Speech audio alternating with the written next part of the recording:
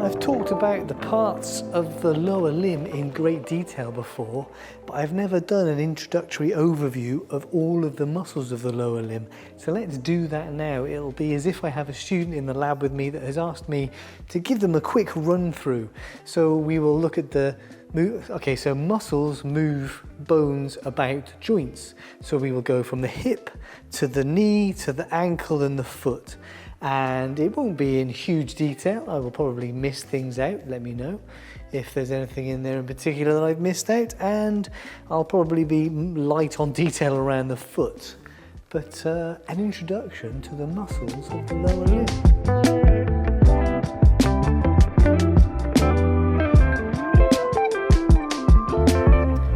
Okay, so the first thing I've got to do is describe the movements of the various joints. So here's the hip joint here, and that would be flexion of the hip. So flexion of the hip, and if we then go in the other way, that would be extension of the hip, flexion and extension of the hip, or the femur at the hip. And then we have abduction. So taking away from the midline is abduction, and then bringing back to the midline is adduction. So we've got abduction and adduction. And the other thing that happens is that the femur rotates. So if the femur rotates that away, that's medial rotation or internal rotation. You can try this on yourself. It doesn't go very far, but if you rotate the other way, so the femur rotates that away, that's external rotation or lateral rotation, and that goes quite a bit further. You're right up there, buddy. Your head's almost at the ceiling height. At the knee then, the knee is a hinge joint, so we just have two movements. We have flexion at the knee and extension at the knee. And you extend to a locked position. You can only extend that far, right? So flexion and extension. And then the ankle's a bit funky. The ankle is also kind of a hinge joint, like this. But when we lift this is the dorsum, and this is the plantar surface of the foot. When we lift the dorsum towards the shin, that is dorsiflexion. And when we push the plantar surface down, when you stand on your tippy toes, that is plantar flexion. So dorsiflexion, plantar flexion, and then there is a little bit of wiggle, right? You can kind of like twist your foot inwards or outwards. This isn't just a joint. This isn't just a movement of this joint here. Most of these bones are sliding over one another. But if you twist your foot so that the sole of the foot is facing inwards, is facing medially, that is inversion. And if you twist your foot so that your sole is facing outwards, that is eversion. You can invert your foot further than you can evert your foot. Those are the movements. How did the muscles do the movements? Okay then, so we're going to start up at the hip. And it looks like there's a bewildering number of muscles here, but remember, we're going back to those movements that we talked about. This muscle here, so up here, this muscle, it's a pretty big, chunky muscle. It's actually coming from the low back. This is psoas major. It does have a little psoas minor running with it, but we talk about psoas major most of the time. And then this is iliacus. Iliacus is attaching to the ilium. Both of those muscles are going to run through to the femur, and these are the hip flexors. These are the ones that are going to bring the knee up towards the chest. So psoas major and iliacus. Any muscle that crosses the hip joint can have an action upon it. So we've got this big muscle here, which we'll talk about when we talk about the knee, really. But this is quadriceps femoris, the quads. It has 4 heads. The seps bit means heads, right? Quad means 4. So it's a big muscle, because these muscles of the lower limb are like lifting our whole body weight sometimes. They've certainly got a lot more work to do than, say, the muscles in the upper limb. And it has 4 parts, and one part, this part here, the rectus femoris part, this crosses the hip. So this is also involved in hip flexion. And this muscle I was taking off here, This is sartorius, an interesting muscle, the tailor's muscle. It runs from laterally here around to, we were talking about pes anserinus last week. It runs around, crosses the knee joint and inserts into the tibia here. So sartorius can also aid in flexing the hip, laterally rotating the femur, flexing the knee. We'll come to the knee later. So sartorius is a little bit of a special one. Gluteus maximus is a big, obvious muscle in humans, posterior, the posterior, makes the shape of your butt. And this adds something interesting. We talk about the bones of the lower limb. So the main bone here is the femur, and we talk about the tibia, the shin bone, and the fibula. But muscles don't just attach to bones. The lower limb is covered in a tough fascia, a tough connective tissue stocking called the fascia lata. Here you can see a thickening of that. This is the iliotibial band. Gluteus maximus does insert into the femur, but it also sends a lot of fibers into the iliotibial band. Now, the major function of gluteus maximus is to add power to hip extension. So if you're in a flexed, but your hip is flexed, it brings your leg backwards, right? Now these are the hamstrings. If I take off gluteus maximus, the hamstrings here, there are 3 of them. They cross the hip and they cross the knee. So the hamstrings extend the femur at the hip. They pull your leg, your thigh behind you. And when you're walking, when you're running, hamstrings are going to be doing that job most of the time. But when you need more power, when you need to run up the stairs, get out of a chair, jump high, this is added power. This is like the turbo boost for hip extension. It does have some other functions as well, some other roles, but we're not going to list absolutely everything here. It's an introduction. So gluteus maximus. If there's a maximus, there must at least be a minimus, and in fact there is a medius and a minimus. So gluteus maximus is posterior. This is lateral. Gluteus medius and minimus are here. I am plantar flexing quite hard to get up this high. My calves are hurting.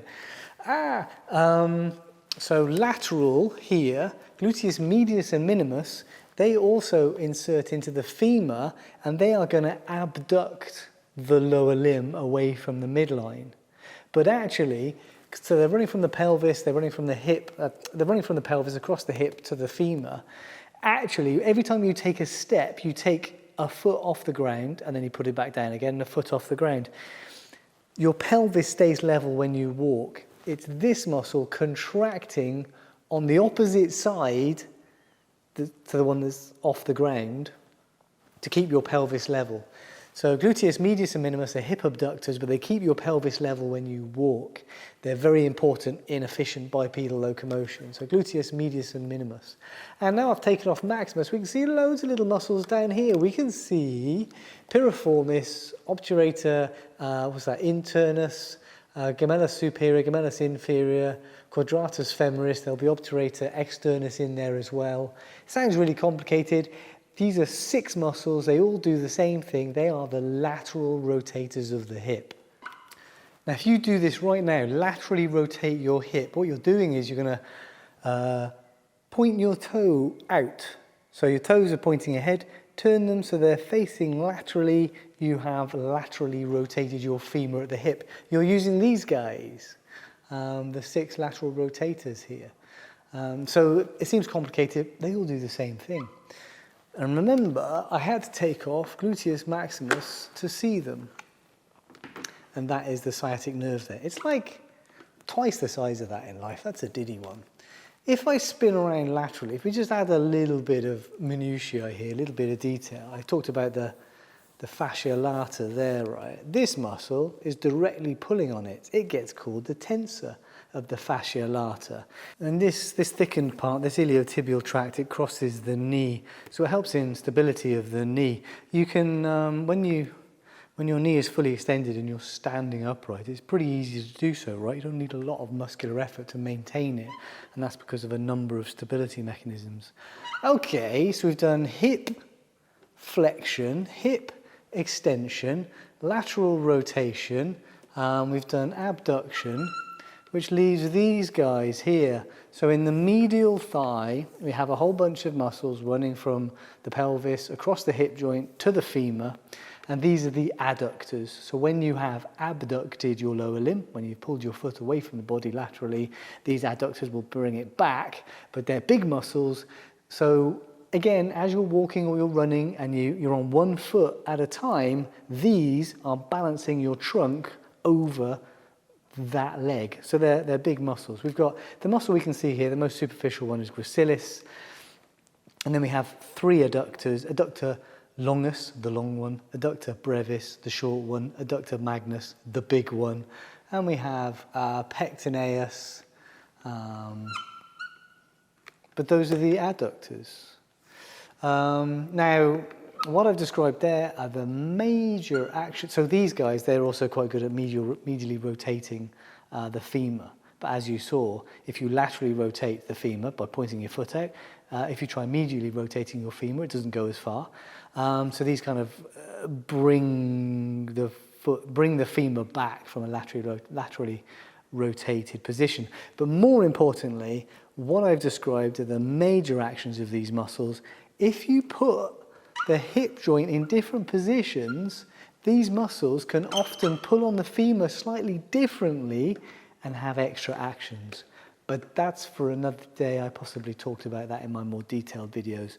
Right, now we're getting down to the knee so I can get off my tippy toes.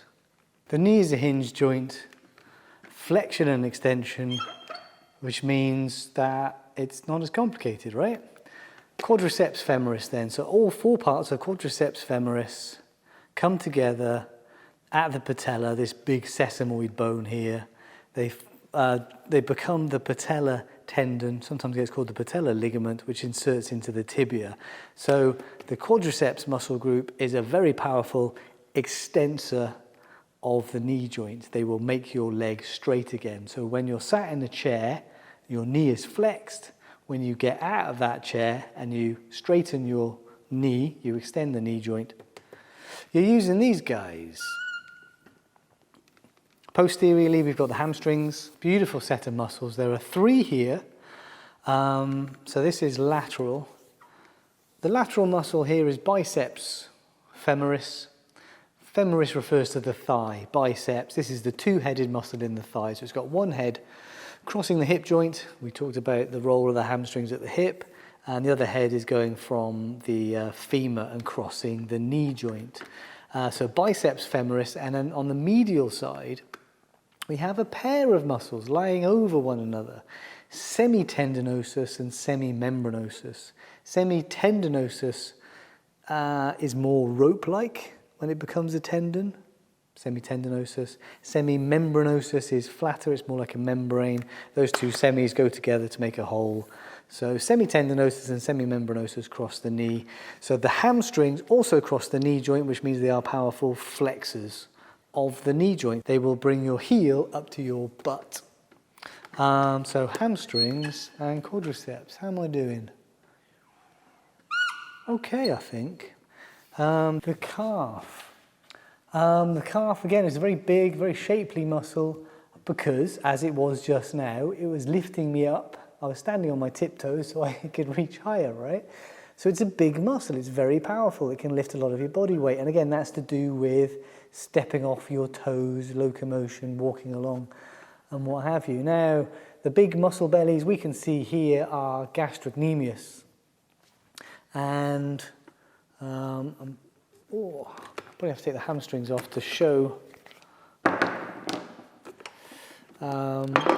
But gastrocnemius lies upon soleus. And again, it's a bit like the hamstrings and gluteus maximus at the hip.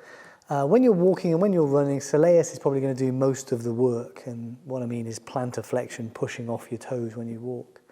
So soleus is here, gastrocnemius is the big belly over the top. And we've also got a little muscle in there called plantaris. These muscles come together as the Achilles tendon. Achilles was dropped into that, whatever it was that made him invincible, so his weak spot was his Achilles tendon. And it's the weak spot of many runners as well. So these muscles exert their force through the Achilles tendon into the calcaneus, the heel bone. And look how it sticks out from the pivot point at the ankle. It provides a lever. So we have an advantage of leverage here. And look at me, I'm going off topic and talking about all sorts of fun things. Gastrocnemius, soleus, plantaris become the Achilles tendon, insert into the heel and cause plantar flexion, pushing your toes down towards the ground, lifting you up onto your tiptoes, lifting the heel up on the ground, off the ground, however you want to think about it. If we take gastrocnemius and soleus off, we see a deeper layer. We see this muscle here, popliteus. As I said, we can stand easily over an extended knee joint. Popliteus is involved in helping with stability and unlocking, like untwisting this joint when we want to flex it. So popliteus is another minor one. Now there's three muscles here. These are muscles that are going to move the big toe or the great toe and the other toes. They're going to run around the ankle and underneath, which means they're going to, I didn't talk about this movement, but they're going to flex the toes. So if you scrunch your toes up, that's flexion of the digits. And if you unscrunch them, that's extension of the digits. You can also do that, which is abduction and adduction. But we're not going to get into that level of detail in the foot. So we have flexor hallucis longus, or flexor hallucis longus. It's all Neo-Latin, don't worry about it. Flexor hallucis longus is a long muscle of the big toe. So the hallux is the big toe, and it's going to flex the big toe, which is kind of important in stability when you're standing and walking and running. And then we have flexor digitorum longus that's going to flex all the other toes. The other muscle in here is tibialis posterior. This is going to run around the ankle, and it's going to run on the medial side. So this is one of those muscles that's going to help invert the foot. Now, inversion and eversion are primarily useful to keep us balanced on uneven ground, right? So if the foot's not on a flat surface but it's a little bit tilted, twisted, these muscles that can do inversion and eversion of the ankle are helping support us, balance us over the foot on uneven ground. So that's tibialis posterior. If there's a tibialis posterior, then there must be a tibialis anterior, and there is. So the bone here, the big bone that takes most of the weight is the tibia. That is your shin bone. You tap your shin, you bang your shin. It's this bone that is close to the surface here. The fibula is the slender bone more laterally in here. Hence tibialis posterior and tibialis anterior. Right, now if you want to know, I've given you kind of the information you need. If you want to work out what a muscle is, you've got to look at the tendon and see where it goes to. So this muscle here is sending its tendon only across the ankle. Right, well that's tibialis anterior then. Because I said tibialis posterior also sent its tendon just across the ankle. So tibialis posterior and tibialis anterior can work together for inversion. But also tibialis anterior is crossing the ankle anteriorly, so it is involved in dorsiflexion, bringing the toes up towards the shin, right? But then we can also see a tendon running to the big toe, and I said the big toe was the hallux. And if you pull on the big toe from this side, then you're going to extend it. So that must be extensor hallucis longus. And then this muscle is sending tendons to all the other toes. So that must be extensor digitorum longus. So you see how on this side we have flexor digitorum longus to flex the toes. And on this side we have extensor digitorum longus to extend the toes. And if there's a longus, then my money's on there also being a brevis in here somewhere. I love the squeaks. If I said this was the fibula bone, then laterally these muscles are fibularis muscles. There's a fibularis longus and a fibularis brevis. One's long, one's short. And they are running to the side of the foot, which means they're going to pull the foot that way. They're going to pull the little toe upwards and outwards. This is eversion. So these muscles are working to evert the foot.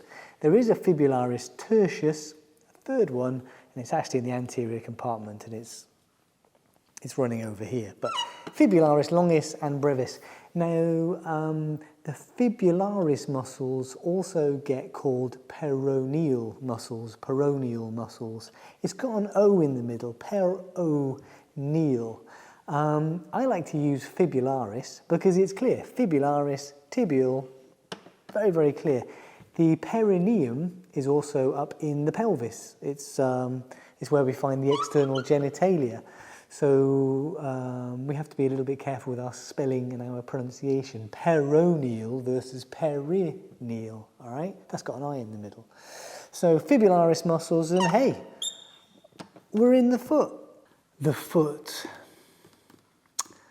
Well, there are a lot of muscles in the foot, generally equivalent to the muscles in the hand. It's very, very complex. I think we can tick some off. We said that the toes extend and flex, and we saw some longus muscles in the leg. So there are extensor digitorum brevis muscles, intrinsic muscles in the foot for the toes, extensor hallucis brevis, a short extensor of the big toe, and likewise there is a flexor digitorum brevis, a flexor hallucis brevis. Big toe is a little bit special. You can abduct it and adduct it. So there is an abductor hallucis and an adductor hallucis muscle, little toes similar. There are interosseous muscles that let you abduct and adduct your toes. And there are lumbricals, the movements of which are difficult to describe and complicated. So there are many muscles in the foot, many I still haven't spoken about. But that is an overview and an introduction to all the muscles of the lower limb. Or at least I think it is. There are a lot of muscles here. But we think about the bones, we think about the joints, we think about the movements, and before you know it, you've named and identified and described the actions of all of the muscles of the lower limb. Pretty cool, huh? All right, I hope that was useful. Like I say, there are many more videos out there in much more detail. Otherwise, see you next week. If you do want to find any of my videos, just search for my name and topic, Sam Webster and hip, and you'll find all my hip videos. Not my hip, but my hip video, you know what I mean.